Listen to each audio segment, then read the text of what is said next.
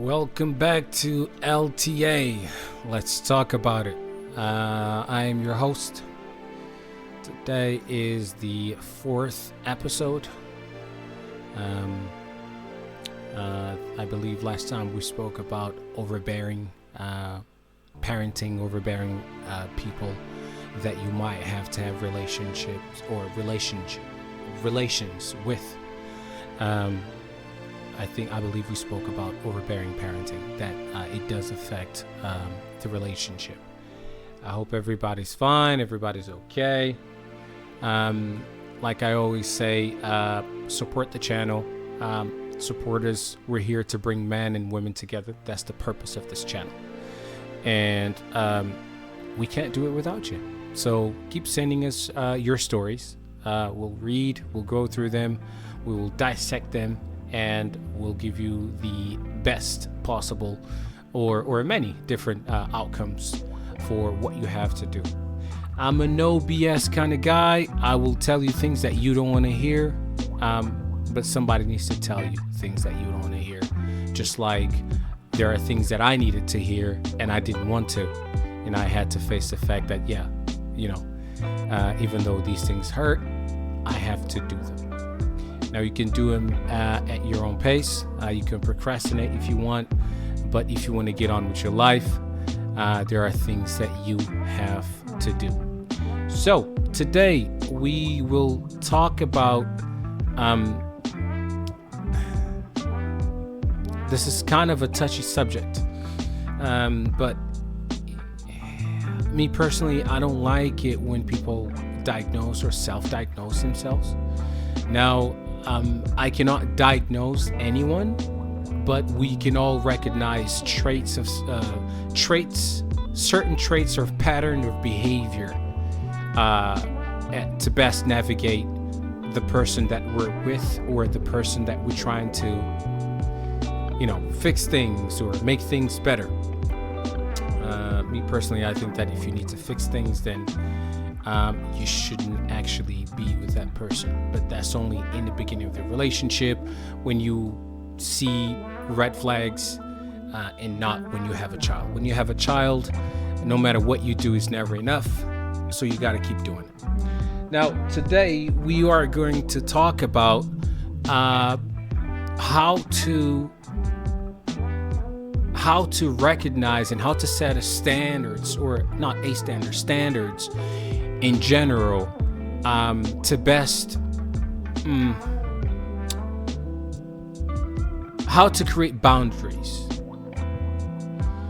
You don't have to create the boundaries just in the beginning of the relationship. It is important that you do it in the beginning of the relationship, but you can also create boundaries or adjust boundaries as you go, as you adapt to the person that you're with.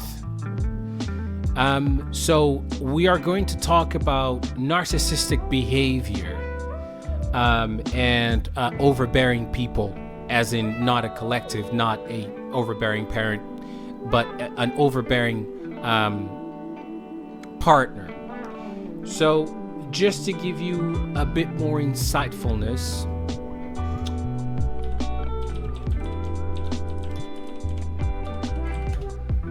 the definition of overbearing or traits of overbearing, it says that, so obviously this is the dictionary. An overbearing person tries to make other people do what he or she wants in an unpleasant and forceful way. So disapproval. There are other traits of overbearing people. So people that are domineering, autocratic, controlling as well. But mostly an overbearing person tends to be forceful. An overbearing person does not recognize and does not understand boundaries. Okay, so that's why today we're going to talk about how to spot certain types of certain behaviors, and how to recognize, how to acknowledge those, and how to navigate in the relationship, and also create boundaries. Boundaries are very important in a relationship. Boundaries are very important in life. We have borders, we have doors, we have windows, we have the word no. So boundaries are very, very, very, very important. We are cramped on this planet. We have over 7 billion people, so boundaries are very, very important. Now, how do boundaries affect a relationship? It depends on the person. Everybody should have boundaries. When we're teenagers, we have no boundaries. Everything's so new. Everything's so, oh my God, I need to try it. I need to do it. I need to have it. I wonder if she's going to like it. I wonder if I should do this. No, I'll do it. Right? And then when it goes wrong, a lot of people learn, a lot of people don't. I think that we start acknowledging. I think that we start acknowledging boundaries when we get to our early 20s, or when we have our first heartbreak, a proper heartbreak, not a crush, a heartbreak. The first boundaries that we are introduced to are definitely by our parents or whoever is taking care of us. Then when we go to school, we have more boundaries. Now, boundaries are very, very important. Now, in a relationship, for example, one of the boundaries that is crossed quite often and is a major issue, and it is crossed quite often, mostly by women, but I believe is a pattern of behavior from people that are insecure, which is people that go through your personal belongings. You know, more precisely, more commonly through your phone. Some people, married people, or people that have been together for a long time, they go through, each other's. No, I'm going to say each other because I'm going to play the devil's advocate here. I don't think man goes through a woman's purse on average, but I think a woman goes through a man's pockets more often. But through each other's belongings, and try to find remnants or try to find whatever it is that they're thinking to fit their own agenda, whatever proof they need, because obviously they have something on the back of their mind. Now, honestly, I think that the accuser, most of the time, overwhelmingly, I've tested this, is always the perpetrator. Somebody that is accusing you, either they've done it in the past with someone else, so they know that there's a chance because, they were so, they did it so callously, they did it so openly, and they never got caught. So they know that you also have the ability to do that, so they have that insecurity on the back of their mind. Or people that are actually doing it at that particular time. So these are the people that tend to go through your things, or accuse you at least of doing things. Now, obviously people with luggage, people that has been through things, they also have that ability. They also, not ability, that tendency to, to go through your things. People with trust issues, people that are highly insecure. But mostly, these people tend to be overbearing. They don't understand boundaries. They don't respect boundaries. And they're quite forceful. These are major red flags. Major red flags. Now, how would you navigate something like this in a relationship? I think that gender has a huge role to play. I think men navigate it differently than women because men are bigger, stronger. Now, when you're in a relationship where you're talking to someone, you're socializing, unless you're talking to a man and you're in a hostile environment, your size doesn't even come into place. I'm not, I'm 6'3". I'm not thinking when I'm talking to a woman, I'm not thinking, oh yeah, I'm 6'3", I need to assert myself. No, that's not, we don't even think about size. We're just having a conversation. That's because, most of who we are is mental, is a thought. We are thinking beings, right? We're thinking, we're always thinking, we're assessing. So when you're thinking, you're not really, even though you're using your mind and your brain and whatnot, you're not in a state of physical presence. You're more in a state of mental presence, right? When a man is faced by a woman that is overbearing, unfortunately, we tend to brush it off and say, oh, she's jealous, she's so cute and whatnot. You know what I'm saying? She's just jealous. My girl's just giving me, ish, or she's just, and we brush it off. When you're being overbearing, or when a man is being overbearing, he's controlling, he's toxic and whatnot. So there's the element of, what society nowadays determine or deems as toxic, which is always men. Therefore, we both genders will assess this and deal with this in a different way. What I would say is, if you set the boundaries from the beginning, your phone has a code. You have to assess the boundaries by either providing that person with access to your phone and doing things openly to make the person feel confident that you're not doing anything. However, that comes with a price. Once you do it once, you always have to do it. Or from the very beginning, if you're a guy, you lead the relationship, you set that boundary. Listen, a couple of times a week, I hang out with my friends. I like going to the gym 2 or 3 times a week. I like to play my games. I'm not going to go through your things, but you're also not going to go through my things. These are major turn off to me. First or second date, you need to bring this up. You need to bring this up. And you need to let the person know that certain behaviors will not be accepted, will not be tolerated.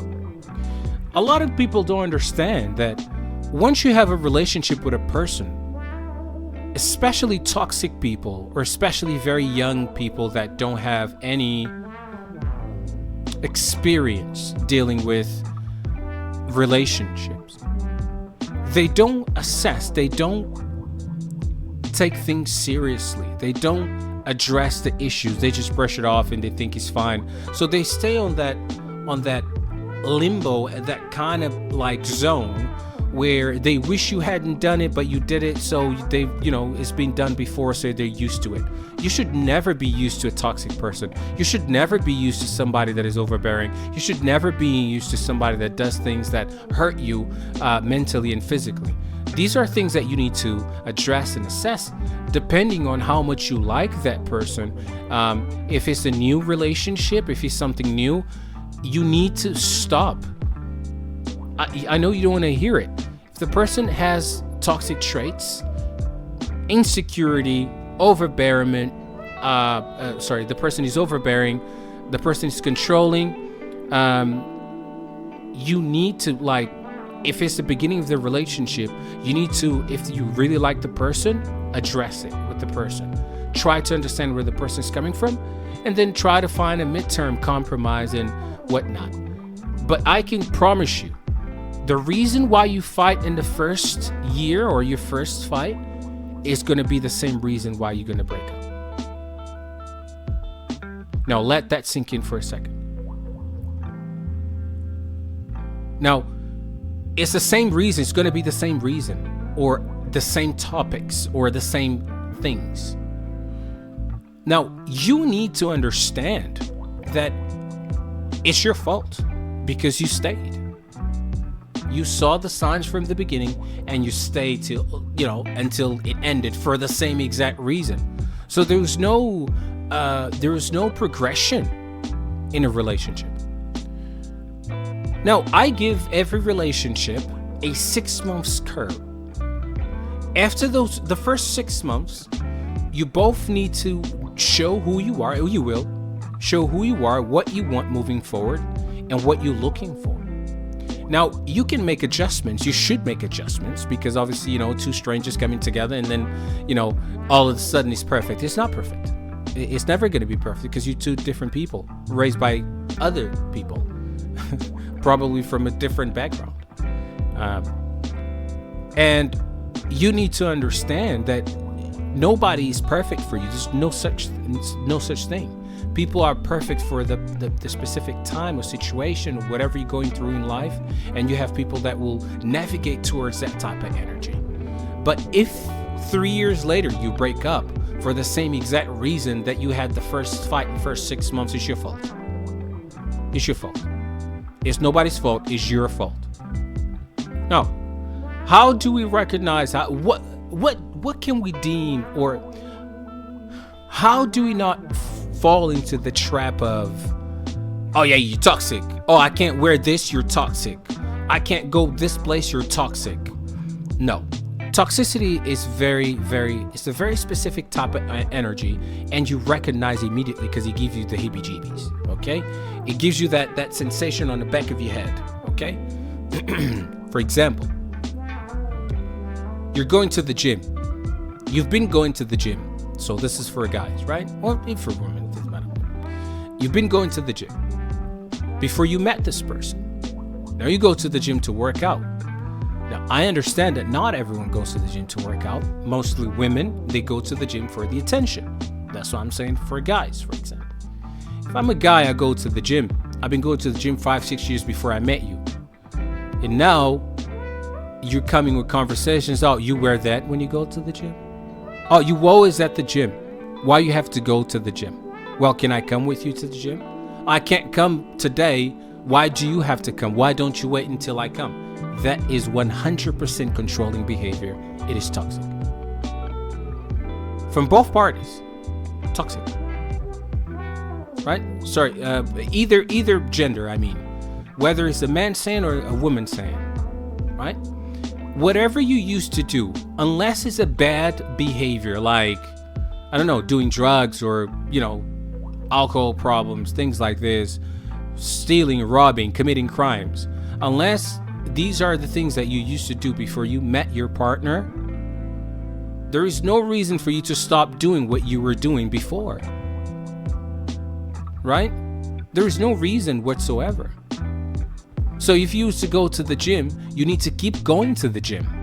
If you used to hang out with your friends on a Wednesday, poker night, it's not even real money, it's just some chips that you got from Amazon. There's no reason why you can't keep doing that.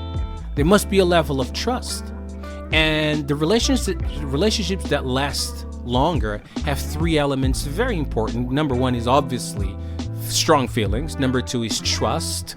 And number 2 is trust. And number 3 is compromise.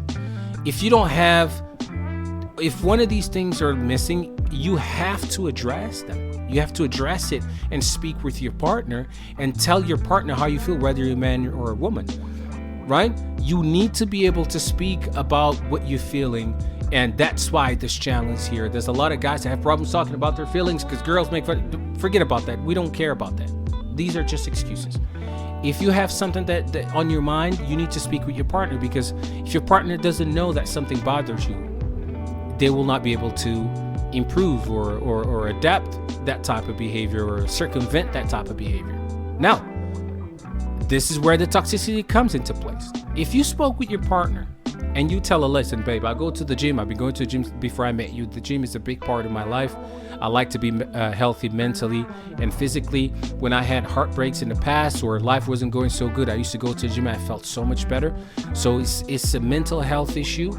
It's an overall health issue for me, and it's an improvement. So I don't go there to get girls.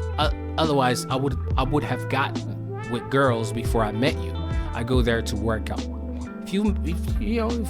If you're available on the same day, we go together, that's fine, but I don't want to be your dad. I don't want to go there just because I don't want to not go because you can't come.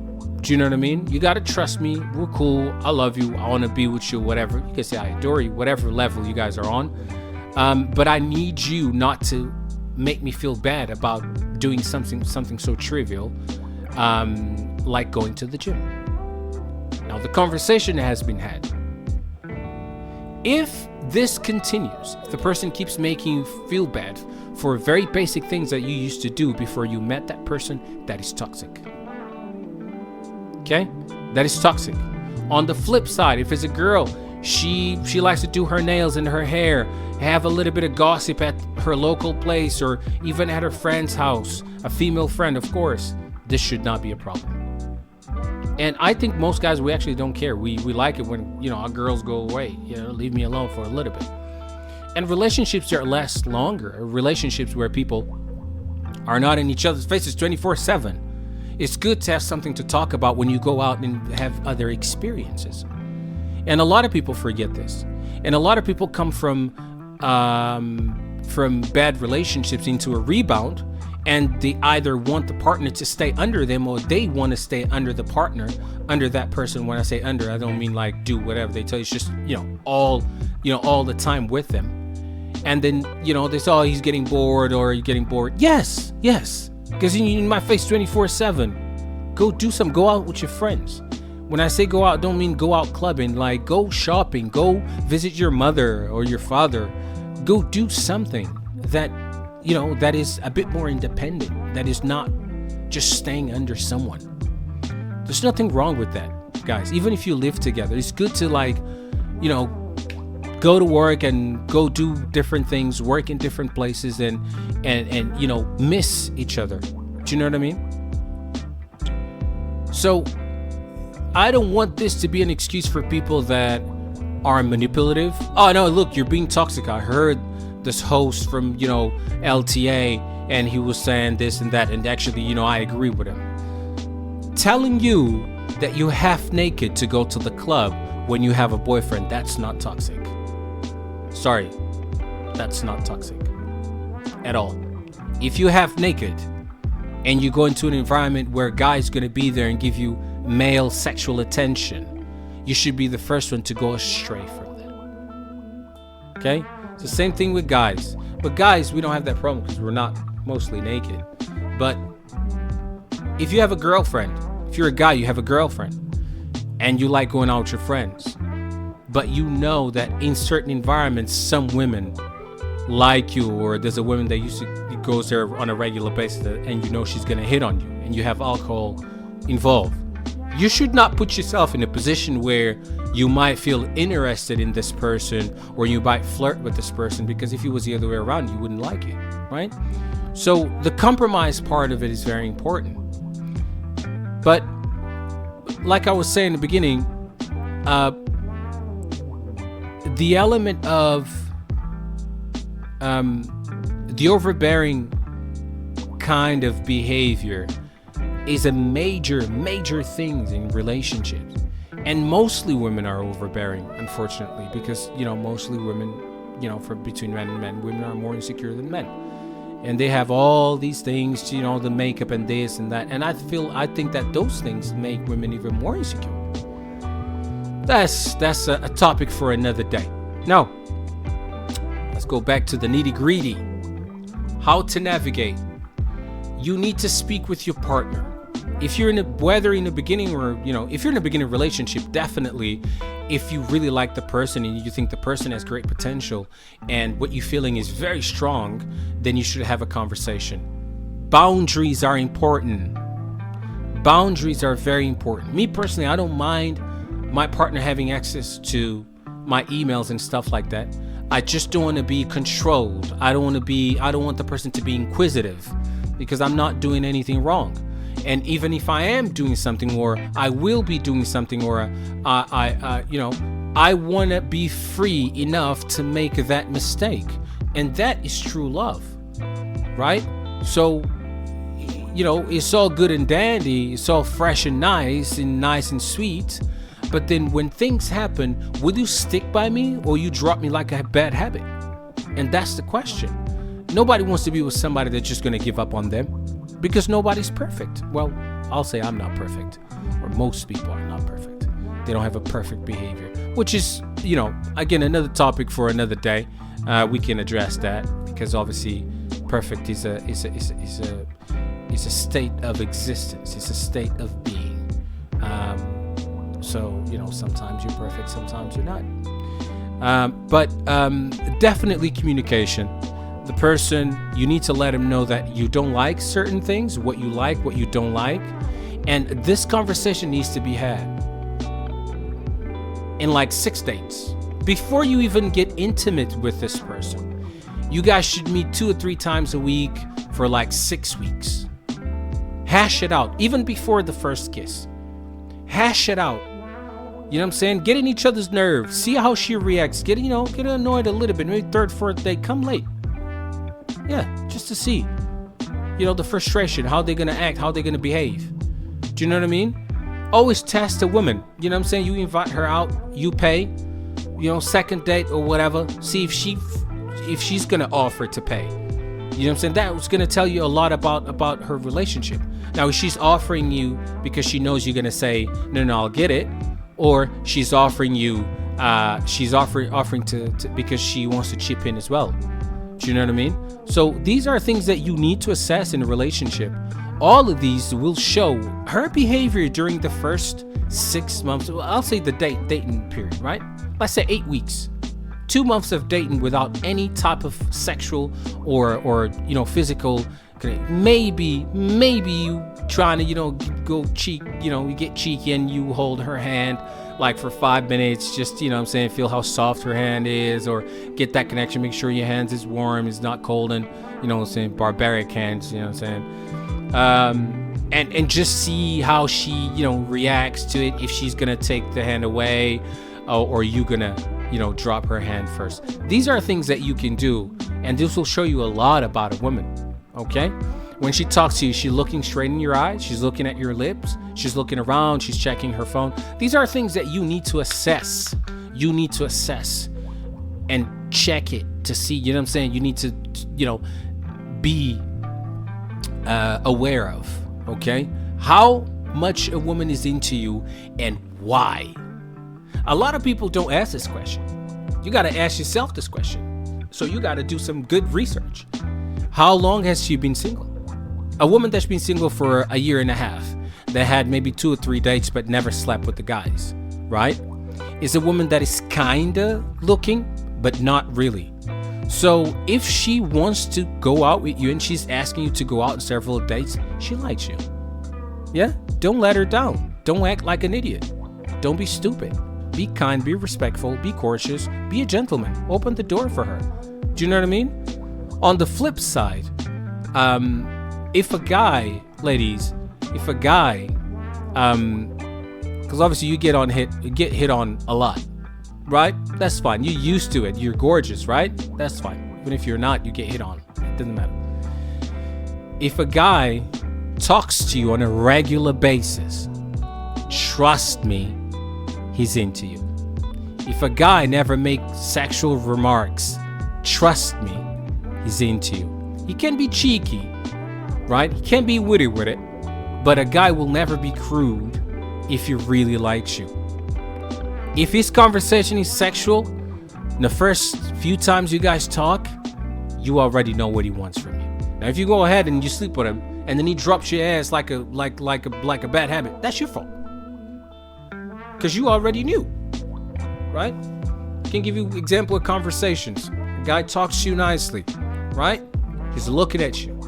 He's looking right in your face, right? Can't keep his eyes off you. But he doesn't want to, look like a creep, so sometimes he looks away. He's very much into you. He's listening to you. He lets you speak. He's into you. Yeah?